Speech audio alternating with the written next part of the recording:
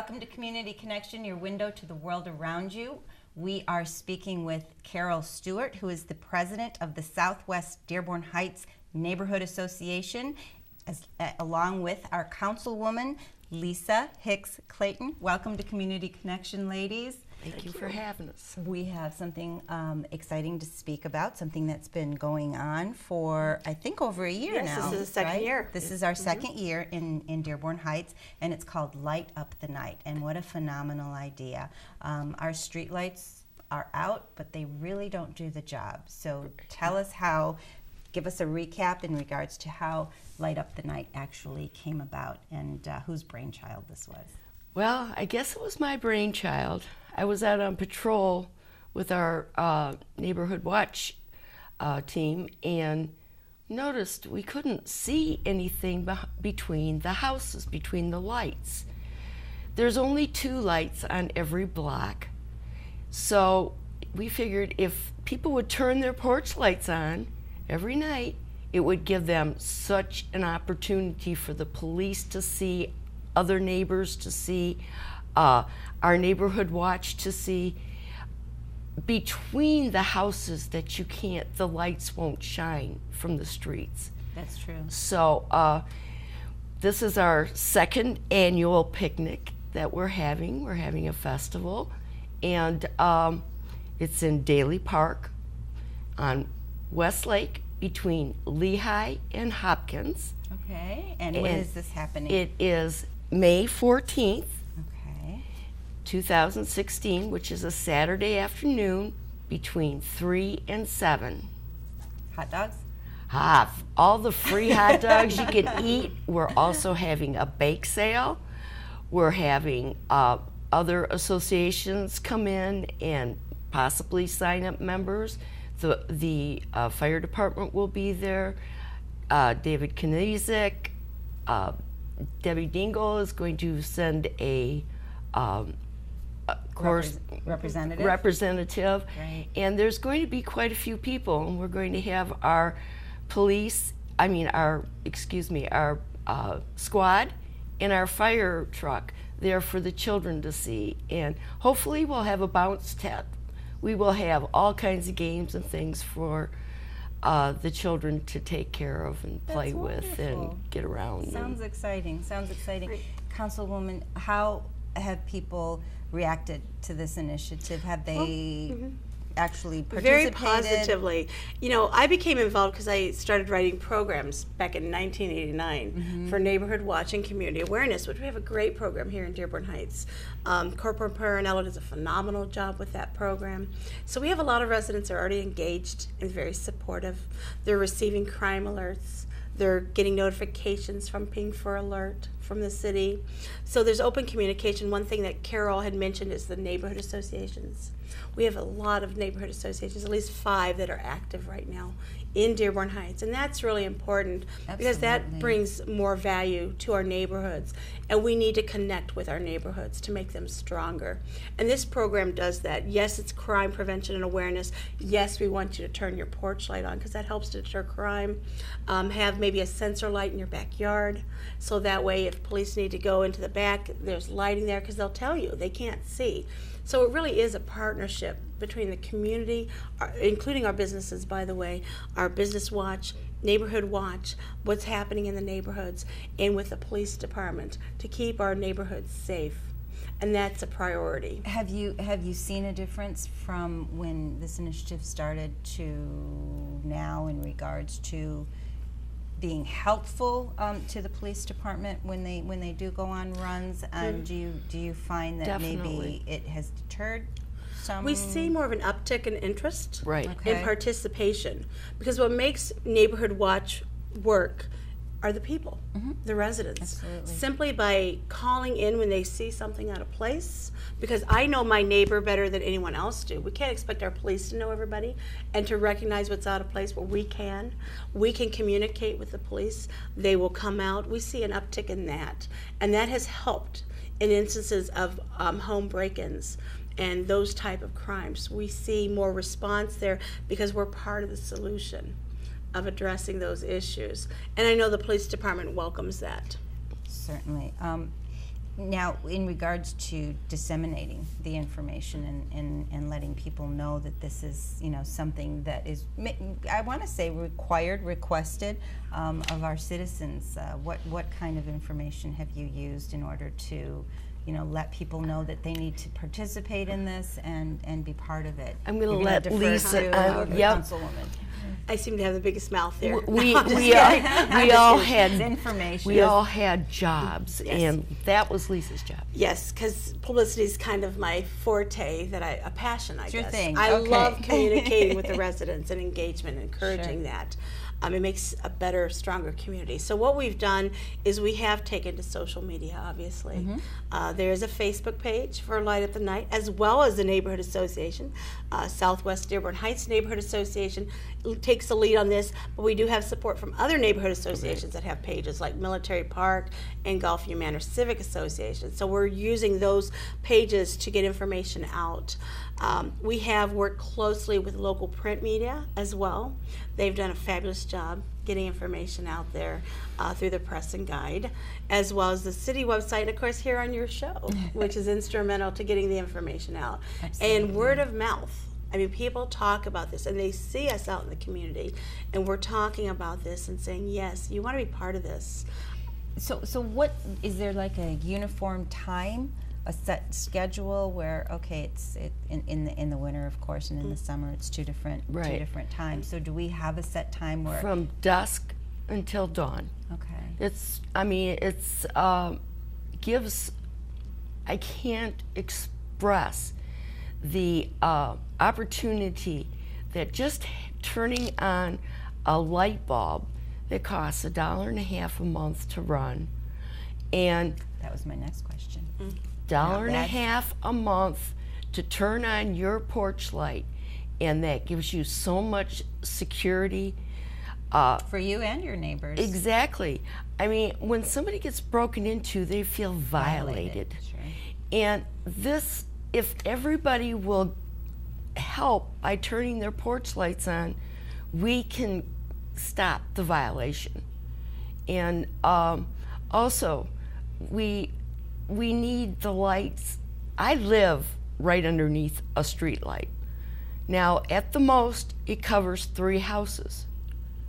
But if I had to look out and see who was walking down the street, I couldn't identify them unless I have my porch light on. And that's what we need. We just need people to be able to identify other peoples that might be breaking into other cars or homes or anything like that. Absolutely. It's interesting you say that, because crime prevention in our city, and Corporal Parinello is a crime prevention officer, has a class that's available to residents that help you with certain things that you identify. When looking at somebody, there's certain characteristics and traits that you look for that would help you with dispatch, saying, this is what I saw. Simple things like even somebody's shoes, by the way. Which was my takeaway from that class. But it's good to know Someone's how shoes? to report. Yes. Shoes? There's What do you shoes. look for? So as far as the color and the type of shoes, because I don't know if I want to say this out loud, but if somebody's breaking into a home and they can take off their jacket, they can take off the hat, but the shoes they'll keep on. So this is a fun little fact. I thought, well, that's really interesting, because I would have never thought of that until it was shared through that discussion. And so that's the purpose of that class, is to give you information that would help you to better identify someone. And that's one thing that Carol had mentioned too, is the neighbors, neighbor to neighbor. We need to take time to know our neighbors. I know we're all very busy. We're busy with life, kids, everything else, organizations and whatnot, but it's important to take time to know your neighbor. We don't do that so much anymore. And even as something as simple as knowing your neighbor's work schedule. We had an incident in Gulfview Manor where this person worked nights. And, there was a van that pulled up at their house during the late hours, early morning hours, which did not Makes sense. make sense at all. And because the neighbors knew this person and knew their schedule, they said, well, that's not right, that's out of place. And sure enough, that's what was happening, was a break-in. So it's things like that, getting to know your neighbors, taking the time to do so. Absolutely. Keeping eyes, ears open just to look at different suspicious things. And you know what? It takes a village, and we're all in this together. And Right. so neighbor to neighbor, we got to take care of each other. And I love the idea of the lights, because it lights up our nights. Right. And you feel safer when you can see what you're doing. Exactly. So I really hope that all our residents take part in this particular initiative. It's for everyone's safety, so everyone's looking out for everybody else, which is wonderful, and that's what we do in Dearborn Heights. That's right. May I add something real Please quick do. with the lights and the street lights? Because as a council member, we'll hear, people will call us about street lights being out.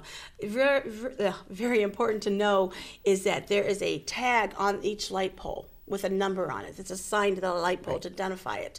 If you have a light out, a street light out, write down that number and call our DPW department at 313-791-6000 and report that street light being out. So that way they can get in touch with DTE and send somebody out to take care of it. And bring back the light. That's Yes. right. Sounds good. Ladies, thank you so much. Thank I you appreciate for it, having us. Councilwoman. Thank you. A wonderful initiative, and I'm going to remember to turn those lights on. Saturday, May 14th, join us, 3 Absolutely. p.m. 3 p.m. to 7 p.m., May 14th, which is a Saturday at Park? Daily Park. Daily Park, absolutely. And we'll be back with Ed Garcia and John Sadikian, and we'll talk about the police tour. Thank you, All ladies. right, thank you.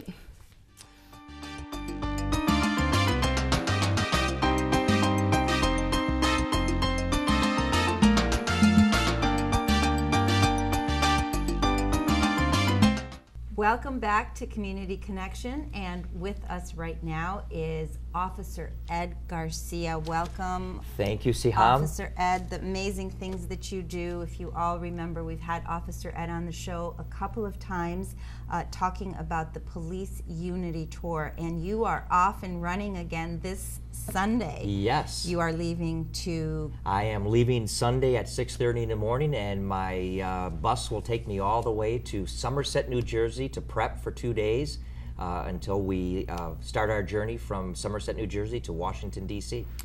Amazing.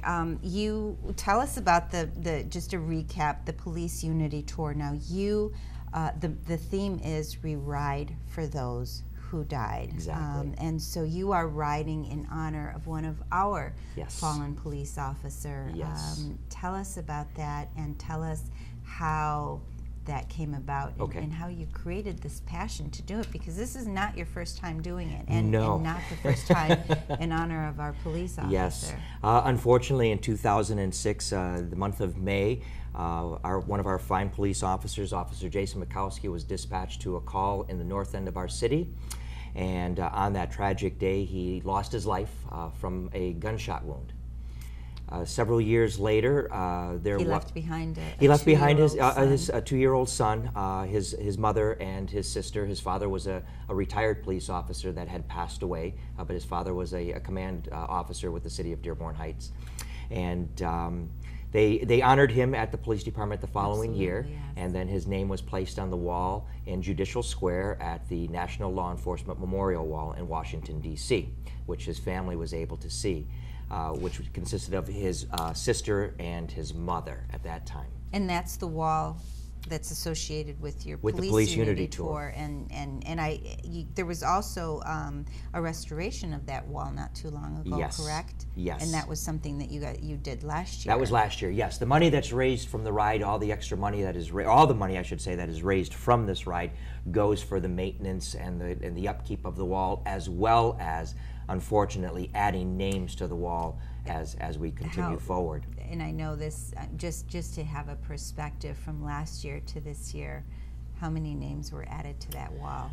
Oh boy, last year I believe it was just over... There were 18,983 names last year. Last year, and I don't know what the exact count is as it stands today, but I will know on Sunday, because we actually have a countdown for all the days that we possess our ride from New Jersey to Washington. Unfortunately, I can bet there's quite a few There are a few, more names yes, to exactly. be added to that. Yeah, exactly.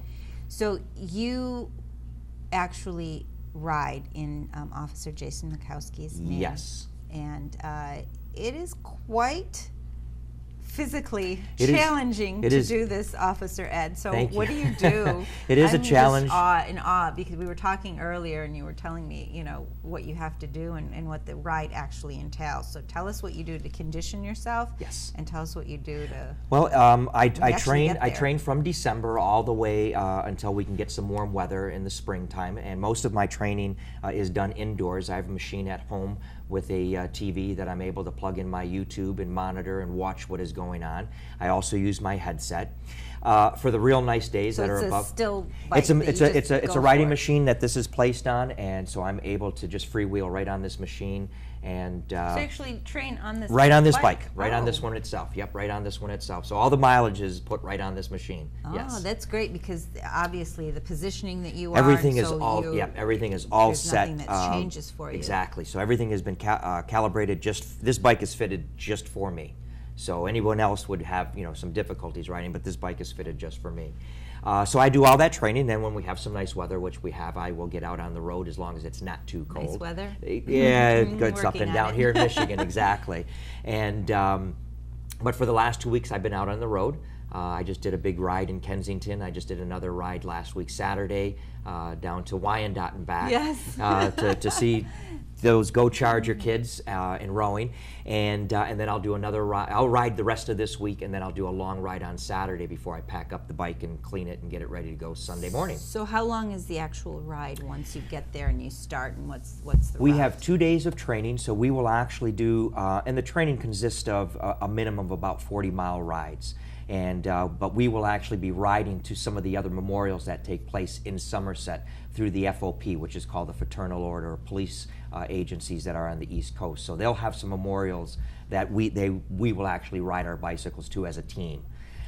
So we'll spend 2 days doing that, and then on the third day is when we actually embark on the ride, where we leave Somerset to Philadelphia, which consists of about 117 miles.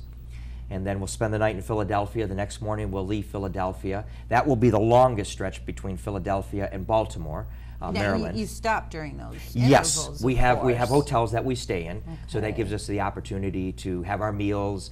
We have a hotel, so we have a bed, and we're able to shower Get and some clean rest. up and get tuned. We have to, for those who have to tune up their bikes and get them prepared for the next day if there's any problems.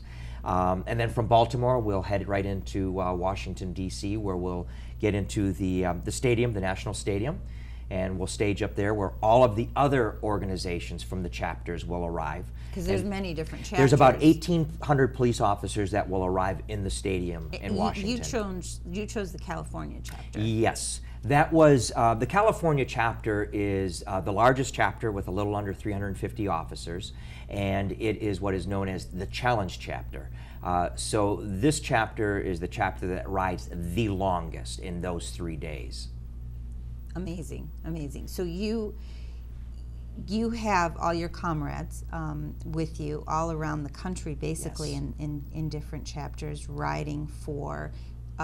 Does everyone ride for a specific officer that has fallen within their communities, and is that how they bring them all together? All in together, terms of- yes, and it is open, so you can have multiple officers riding for the same police officer that lost their life in the line of duty. How do the families play into all of this? Because obviously it's the officers riding for the officers, and what is the family's role of those fallen officers? Well, I'll speak specifically for the Mikowski family. I've been in touch with his sister Tara, who lives in Florida, who comes up to Michigan, who still has family here. And I will say this, it still weighs heavy on her heart. It will never leave her. It will never leave any of her family that are still here in Michigan. He's thought of constantly, not only by his family, but by many others. By many others here in the community. But with her specifically, she's been very thankful that the Jason Mikowski name has not been forgotten. And this year marks the 10-year anniversary of his death. And when I spoke to her via emails and text messages, she couldn't thank me enough, and just said, I'm very thankful. Her words were, I'm very thankful that you're keeping his name alive. And that's the intent, is to make sure that communities remember the ultimate sacrifice that officers make when they don that uniform and go out and patrol those streets in whatever city it may be throughout the United States.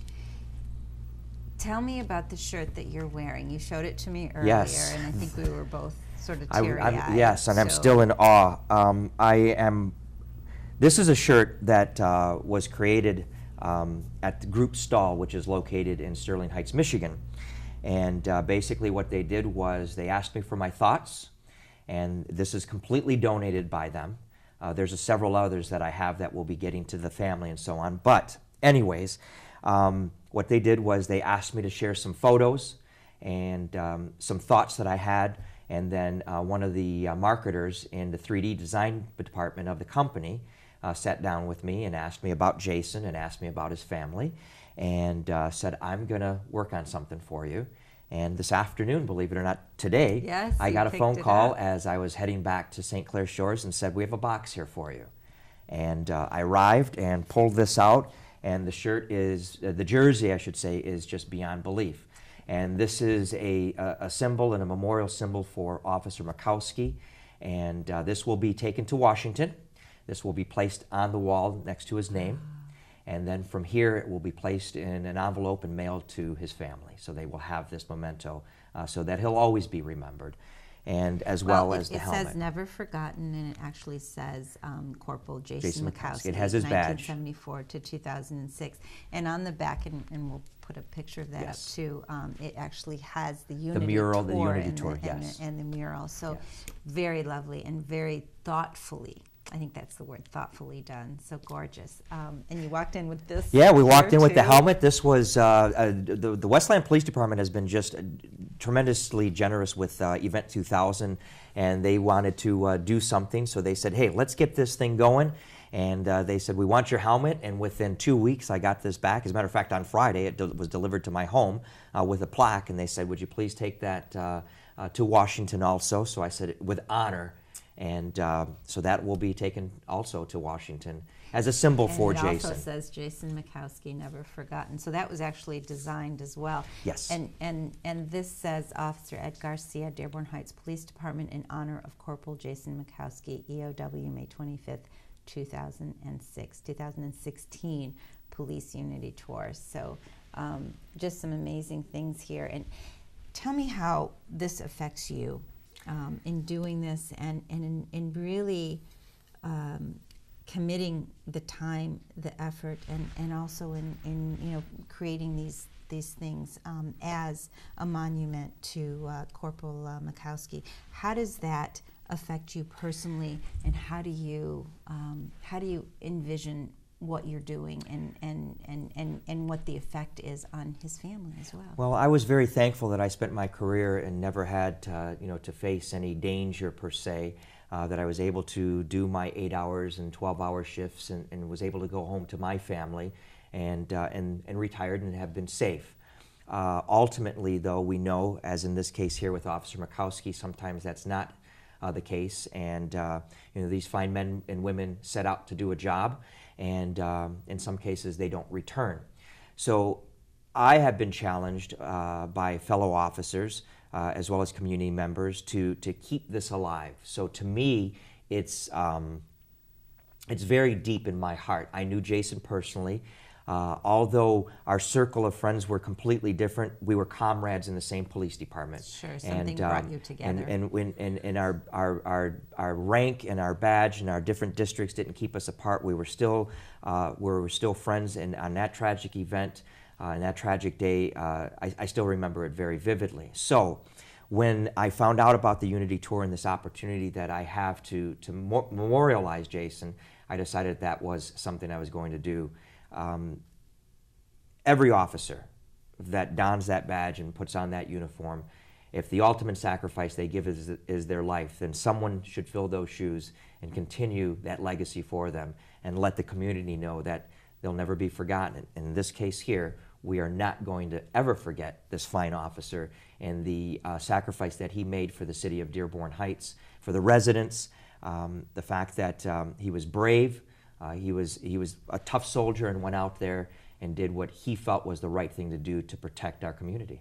And knowing you, you're the perfect person for Thank you. this. Thank you. Officer Ed, what can the community do to support you and to support this initiative and to make sure that that memory continues to stay alive and also support you in your efforts? Well, the big thing is just remembering during the month of May to recognize police officers and know that if you have a family member, I'm sure you're going to thank them, but when you see a police officer in the community, go out and thank them and let them know that what it is that they do is truly appreciated. In regards to the Police Unity Tour, for those that are able to get online, they can contribute to the Police Unity Tour. I belong to Chapter 7 out of South California with the Los Angeles Police Department. But there are many chapters. That's a good chapter to Yep, belong that's a great chapter. It's a warm chapter yeah. to belong to. And there are chapters throughout the United States and the East Coast and West Coast, not too many through here in Midwest. But they can make contributions to the Police Unity Tour, any of the chapters, or they can go right to the National Law Enforcement Memorial page in Washington, D.C. and make a contribution there. Wonderful, wonderful. Well, thank you so much for your time, your effort, your passion, the physical endurance that you must have to deal with in riding your bike, and also the prep prior to. So this is a long-term commitment that you have made, and we are so grateful to you. Thank you. So proud of you. Thank you. And I'm sure that everyone within the Dearborn Heights community and the community of police officers in general are very grateful to what you do. Thank you. Thank you so much, Officer Ed And if I Garcia. could, you said it very well. I ride and those others ride for those that died. And this year, for the 10-year anniversary, we're remembering one of our lost and friends here who gave the ultimate, Officer Jason Mikowski. Absolutely, and God rest his soul. Thank you so much for joining us. This is what the community is about, and this has been Community Connection.